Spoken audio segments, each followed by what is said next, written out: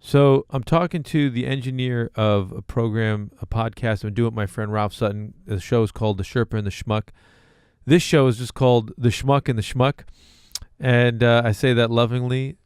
I'm talking to Brian. We're talking about cigarette smoking, and we talk a lot about food, and we talk about nutrition. Cigarettes, to me, are a form of food. They're bad food. I'm judging them directly. I don't see any benefit to it. So I still qualify it as food. You're That's fair. consuming it. It's going in through a different digestive organ, the lungs, but it makes its way into the bloodstream the same way nutrition does, and it has a major effect on your chemistry. So for the purpose of getting better and healing, we just can throw it all into one big bucket. The bucket is when you go out to consume personally, you're consuming things that change your chemistry. At certain points in your life, these things have changed your chemistry in a way that you liked it, in spite of the negative consequences. And we were speaking before the show that we were recording earlier, and you said you hate smoking, you want to quit, you're not highly motivated to quit, sometimes you're lazy, sometimes it helps you with certain anxiety, sometimes it alleviates stress. You don't think about it all that much, but when you do, you'd rather not do it than do it. Is that true? Am I leading the witness? That is all correct. Okay. So what I just want to do with you is try to, as best as I can, not be judgmental of something that I'm generally highly judgmental of for myself. Right. I want to try to be helpful to you. You ultimately have to make all the decisions, and you have to ultimately make all the actions. So if I could impart anything to you, I would tell you that the first thing is I was once a cigarette smoker. I didn't know. So I speak the language. I found cigarettes at age 13 for all the wrong reasons, the same reasons why you did. Right. The first thing is that they were available.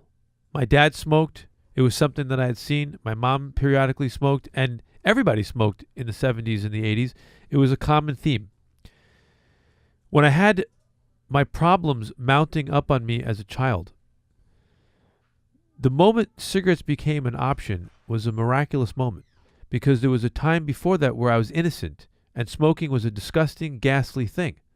I hated the way they smelled. I would smell the smell on people's breath. It was disgusting. I had no understanding of why anybody would put that thing in their mouth. Yeah, I wouldn't share a room with my grandfather. Right. And then, all at once, I was enlightened by cigarettes in a bad way. I was endarkened. There was a cigarette butt on a floor. I think it was on the street. And I looked at the cigarette butt, and I knew exactly what to do with it. And for some reason, at that moment, that was an option. I picked up that cigarette butt. I snuck it home. I got a book of matches. I went in the backyard. I lit it up, and it did its magic. It was unbelievable. Instantaneously, it changed my chemistry and brought it exactly where I wanted it. Yeah, I started smoking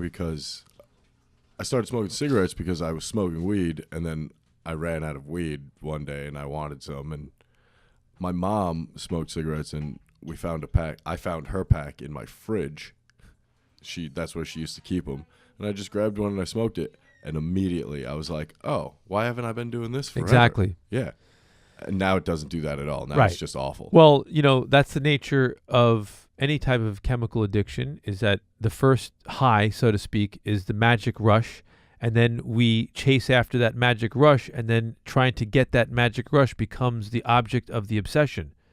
And even though it's not doing that, and there's obvious negative side effects, we still pursue it. And that's the thing, that's the loop we have to jump out of. When you're ready, in time, when you build up the strength. The thing that prepares you to do that is to keep talking about it. The thing that lets you keep doing that thing, even though it's self-destructive, is when it becomes a taboo subject. It's never talked about.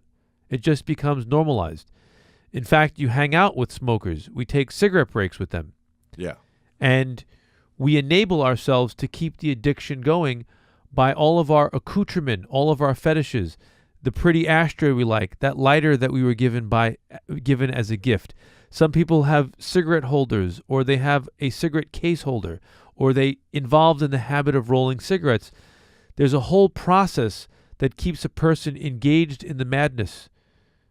And the madness is better than the alternative at the time. Because without the addiction, without the madness, without the chemistry change, the person oftentimes doesn't feel like they exist. And they're not aware of that. They can't put that into words. The transaction of smoking, the transaction of rolling a cigarette, the transaction of taking a smoke break, of lighting a cigarette, of even exhaling, inhaling, the transaction in some strange way is a transaction of life. It's just very misguided because it doesn't sustain life and it doesn't actually make you feel better, and it's too risky. It's too high risk. It's too dangerous. I also feel like that's the reason why people do it, though. Yeah. Is because it's negative. It's negative. It's a negative attention behavior. It's the same way why a child who constantly tries to get attention from their parents doing good things, who doesn't, they start whining and screaming and breaking things, and suddenly they're being yelled at. At least they're getting attention. I'd argue that I do it for the same reason why you jump out of planes, because there's nothing in our biome that scares us. There's no predator. We don't have predators. As humans, we literally pretend to do things that would otherwise kill us, all the time. That's a very personal thing. I wouldn't say that. I wouldn't classify most people as doing it for that. I would challenge that. I would say if we had 100 smokers, I would think very few people identify with the idea that they just want a negative behavior. I feel like it's it's kind of subconscious. In yours, your type of person, you could say that you come from a long line of Celtic warriors and you all died in battle, and here you are stuck in New York City just waiting for the train. So you like to create some type of enemy, a foe, a battle. I can say that might fit on your personality, but there's too many variables that make up the human drama. One would say that we can spend the rest of our lives analyzing that and coming up with an understanding of what your motivation is. Probably not going to be very helpful. Right. What we have to do is just keep talking about how unhealthy it is for you, and keep trying to talk to the side of your brain that is your higher power. That's something in you that says, no, I don't want to be sick. Yes, I do want to feel better. I want to be stronger. I want to be healthier. I want to be better, and keep empowering that side of yourself. The two parts of you have to be spoken to. The part of you that needs to be reminded, hey, schmuck, this is really dangerous. It's not good for you. You need to be reminded of that, not for the purpose of shame and humiliation, because there has to be a major form of denial going on in your brain when you light up, when you understand the risk. The package itself, the tiny little package, wastes, 1/8 of the real estate on a package says if you use this, you're going to die a horrible death. There's very few consumer-facing products that promise death on them. That is true. Right. Although everywhere else in the world, it's like the majority of the packaging. Right. They have like big black lungs. And yet you still light up, which means we have to work on yourself. There's a part of you that needs to be worked on. It's a lifetime of practice. It's only for your good. I benefit nothing. I have nothing to sell you. Nothing. I'm not selling the antidote to cigarettes. I speak to you just don't as even try to sell me juice. Not even that.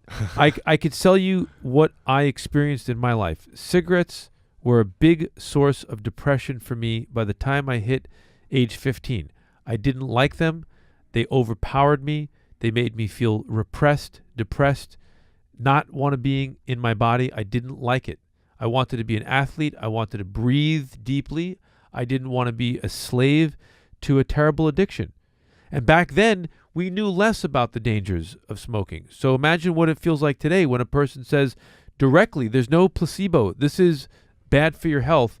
So I can imagine subconsciously what a person feels like when they're lighting up. It really is a blow to their self-esteem at the same time as it's initiating some form of new chemistry. So all that's overwhelming. So let's just break it down into little steps. The thing that helped me stop smoking was the admission that I did not want to smoke. A smoker will never quit if they say, no, I love it. It's for me.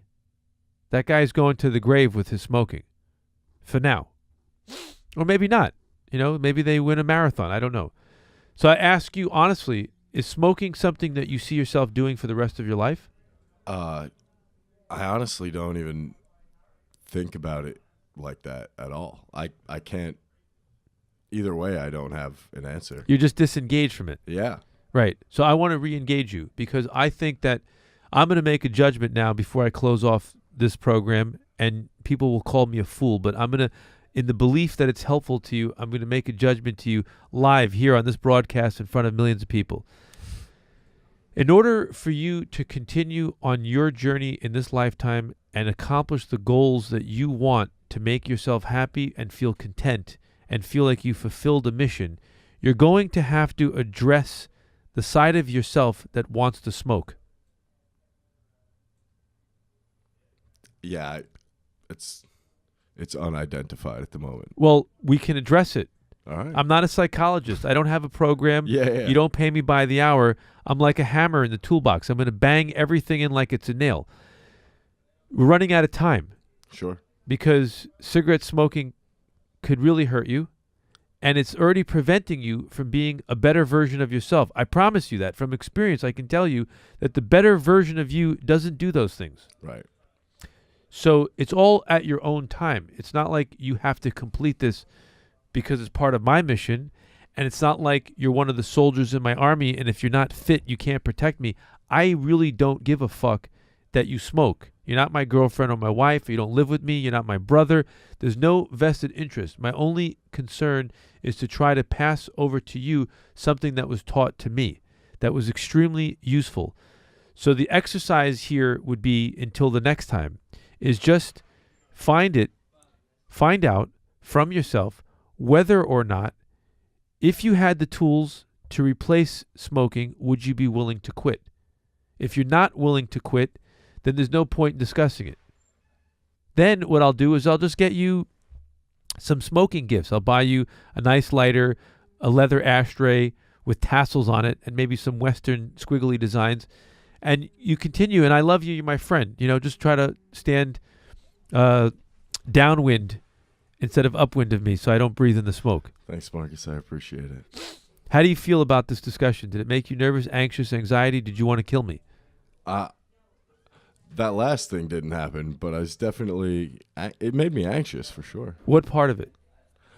I guess trying to figure out the whys. Okay, then I did a shitty job as a teacher. Oh. I want to just add one other thing. Really, the exercise for you over the next week before we record again is to ask yourself how you can let go of this thing. You don't have to let it go. You just have to become willing to let go. That's the first product. That's the first. If you're breaking this down into really simple baby steps, because actually cold turkey quitting smoking right now is next to impossible. Right. For any amount of money, if I gave you $1 million to quit smoking, you probably couldn't complete the mission. I'd try real hard. You try really hard. Maybe you would succeed. I wouldn't offer you $1 million, so I get that. It's actually not really a good example.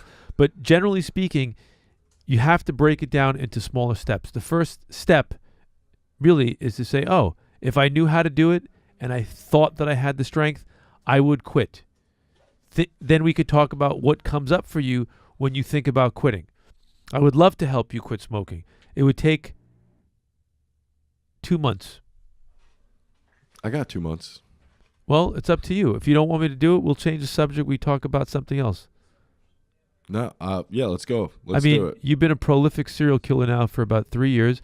We should really probably address that issue and talk about all these horrible murders. I mean, that would probably be a lot more beneficial to society that we stop you from doing that stuff. We'll see. Baby all steps. Right, guys. I'm out of here for now. Please follow me, like my videos. I need some love. What can I say?